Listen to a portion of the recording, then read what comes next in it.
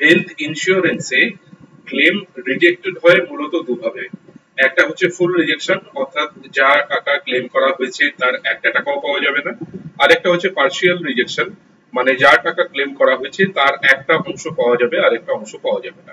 আজকের ভিডিওতে আমরা আপনাদের কাছে নিয়ে এসেছি খুব সিম্পল ল্যাঙ্গুয়েজে হেলথ ইন্স্যুরেন্সের ক্লেম ফুললি কিংবা পার্শিয়ালি রিজেক্ট হওয়ার কারণ। চলুন দেখতে থাকি। প্রথমে আমরা কথা বলবো হেলথ ইন্স্যুরেন্স ফুললি রিজেক্ট হয় কি কারণে। প্রথম কারণটা হচ্ছে non disclosure of material facts, মানে ইন্স্যুরেন্স কোম্পানি বলতে চায় যে তাদেরকে যে যে জিনিসগুলো জানানো উচিত ছিল সেই জিনিসগুলো জানানো হয়নি। সেই জিনিসগুলো কি? প্রথমে সেই জিনিসগুলো হতে পারে আপনার এক্সিস্টিং কোনো মেডিকেল কন্ডিশন, মানে কোনো অসুখ আছে যার জন্য আপনি রেগুলার কোনো মেডিসিন নিচ্ছেন, কিংবা এমন কোনো মেডিকেশন কিংবা এমন কোনো হসপিটালাইজেশন আপনার আগে হয়েছিল যেটা আপনি হেলথ ইন্স্যুরেন্স নেওয়ার সময় ডিক্লেয়ার করেননি। এই জিনিসগুলোকে নন ডিসক্লোজারের মধ্যে আনা হয়।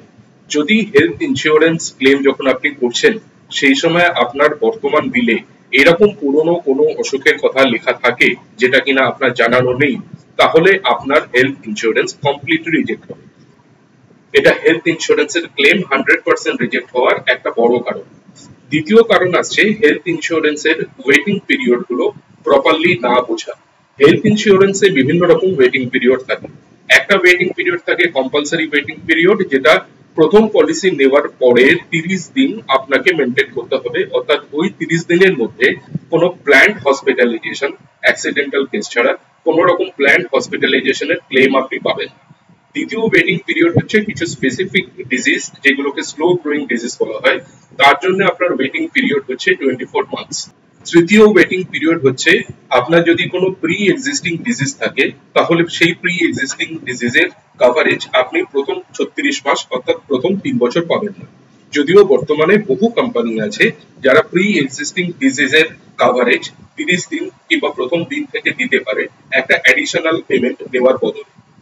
সুতরাং আপনি যদি এই ওয়েটিং পিরিয়ড প্রপারলি না বুঝেন এবং এই ওয়েটিং পিরিয়ডের মধ্যে আপনি এমন যদি কোনো ক্লেম করে নেন যেটা আপনার পাওয়ার কথা নয়, সেক্ষেত্রেও আপনার ক্লেম 100% রিজেকশন হবে।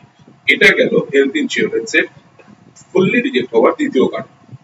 হেলথ ইন্স্যুরেন্সের ক্লেম রিজেক্ট হওয়ার তৃতীয় কারণ, এবং এটা আজকের দিনে একটা বড় কারণ হয়ে দাঁড়িয়েছে, সেটা হলো মেডিকেল ম্যানেজমেন্ট কেসেস। মানে আপনি যে হসপিটালাইজড হচ্ছেন সেই হসপিটালাইজড হওয়ার কারণ ডাক্তারের কাছ থেকে পরিষ্কারভাবে আপনাকে লিখে নিতে হবে, এই মর্মে যে এই ডিজিজটার কোনো রকম ভাবেই বাড়িতে থেকে ট্রিটমেন্ট করা আপনার সম্ভব নয়। অনেক সময় দেখা যায় যে ক্লায়েন্ট এমন অনেক কারণে হসপিটালে ভর্তি হয়েছেন যাতে তার শুধুমাত্র কিছু ব্লাড ওয়ার্কস করা হচ্ছে, মানে কিছু ব্লাড টেস্ট করা হচ্ছে, কিংবা এমন কোনো ট্রিটমেন্ট করা হচ্ছে যেটা বাড়িতে থেকেও করা সম্ভব ছিল, সেই ট্রিটমেন্ট গুলোর জন্য কিন্তু আপনি ক্লেম পাবেন না। এই কেসগুলোতে হেলথ ইন্স্যুরেন্সের ক্লেম রিজেক্টেড হয়।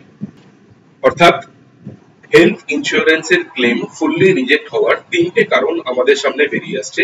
একটা হচ্ছে non disclosure of material facts, যেখানে আপনার মেডিকেল কন্ডিশন এবং আপনার লাইফস্টাইল হ্যাবিটসও আপনাকে এখানে মেনশন করতে হবে, অর্থাৎ আপনি যদি স্মোকিং করেন বা আপনি যদি ড্রিঙ্ক করেন সেটা আপনাকে বলতে হবে।